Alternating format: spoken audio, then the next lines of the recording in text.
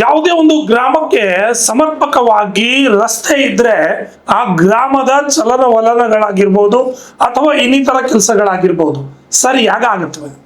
ಆದರೆ ಒಂದು ಗ್ರಾಮಕ್ಕೆ ರಸ್ತೆನೇ ಇಲ್ಲ, ರಸ್ತೆ ಇದ್ರೂ ಕೂಡ ಇಲ್ಲದಂತಹ ಪರಿಸ್ಥಿತಿ ನಿರ್ಮಾಣವಾಗಿದೆ ಅಂತ ಅಂದ್ರೆ ಅಲ್ಲಿರ್ತಕ್ಕಂತಹ ಸಾರ್ವಜನಿಕರು, ಅಲ್ಲಿರ್ತಕ್ಕಂತಹ ವಿದ್ಯಾರ್ಥಿಗಳು ಏನ್ ಮಾಡಬೇಕು ಅನ್ನೋ ಪ್ರಶ್ನೆ ಕಾಡುತ್ತೆ.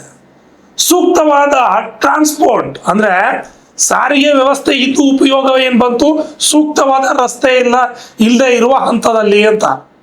ಚಿತ್ತಾಪುರ ತಾಲೂಕಿನ ಇವಣಿ ಗ್ರಾಮಕ್ಕೂ ಕೂಡ ಇದೇ ರೀತಿಯಾದಂತಹ ಸಮಸ್ಯೆ ಇದೆ.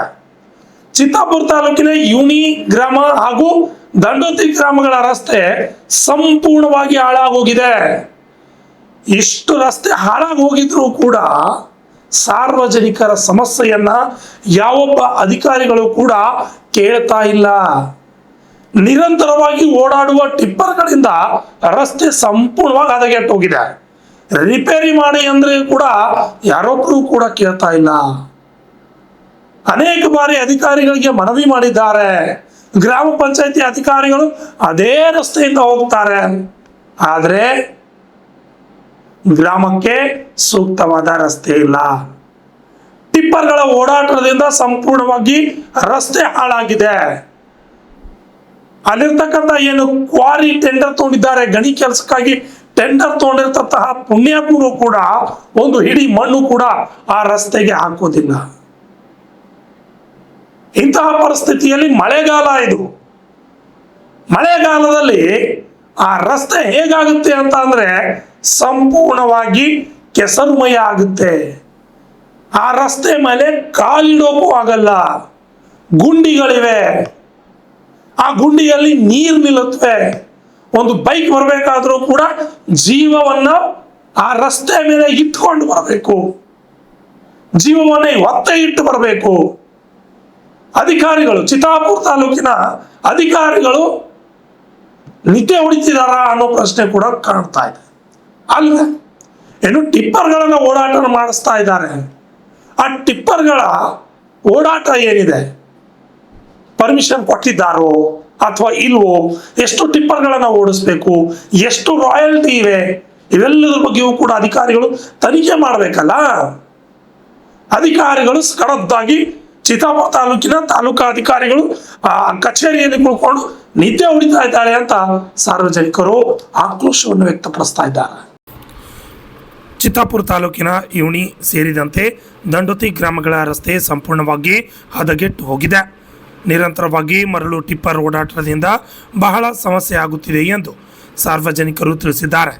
ಗ್ರಾಮದ ಸರ್ವೆ ನಂಬರ್ 614/1ರಲ್ಲಿ ಕ್ವಾರಿ ಕೆಲಸ ನಡೆಯುತ್ತಿದ್ದು, ಆ ಕ್ವಾರಿಗೆ ಹೋಗಲು ಸುಮಾರು ಟಿಪ್ಪರ್ಗಳು ಈ ರಸ್ತೆಯಿಂದ ಓಡಾಡುತ್ತವೆ.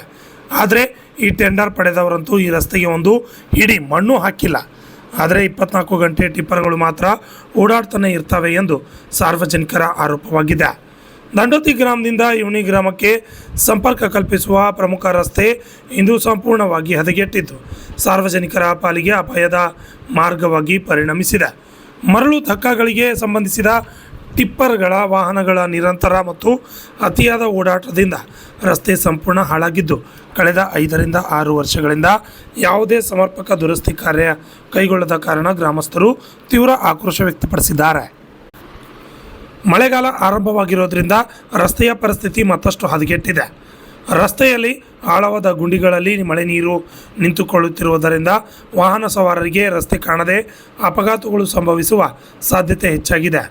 ಪ್ರತಿದಿನ ಈ ರಸ್ತೆಯಲ್ಲಿ ಸಂಚರಿಸುವ ರೈತರು, ಕಾರ್ಮಿಕರು, ವಿದ್ಯಾರ್ಥಿಗಳು, ಮಹಿಳೆಯರು ಹಾಗೂ ಹಿರಿಯರು ನಾಗರಿಕರು ಜೀವ ಕೈಯಲ್ಲಿ ಹಿಡಿದುಕೊಂಡು ಓಡಾಡುವಂತಹ ಪರಿಸ್ಥಿತಿ ನಿರ್ಮಾಣವಾಗಿದೆ.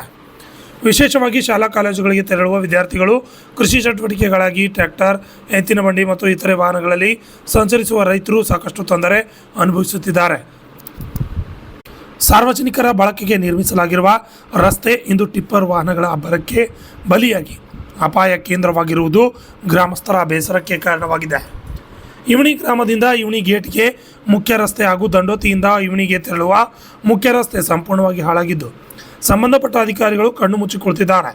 ಇನ್ನು ಗ್ರಾಮ ಪಂಚಾಯತ್ ಅಭಿವೃದ್ಧಿ ಅಧಿಕಾರಿಗಳು ಇದೇ ರಸ್ತೆಯಿಂದ ದಿನನಿತ್ಯ ಓಡಾಟ ಮಾಡ್ತಾರೆ, ಆದರೆ ಅಧಿಕಾರಿಗಳಿಗೆ ಗೊತ್ತಾಗ್ತಾ ಇಲ್ವಾ ಎಂಬ ಪ್ರಶ್ನೆ ಮೂಡಿದೆ.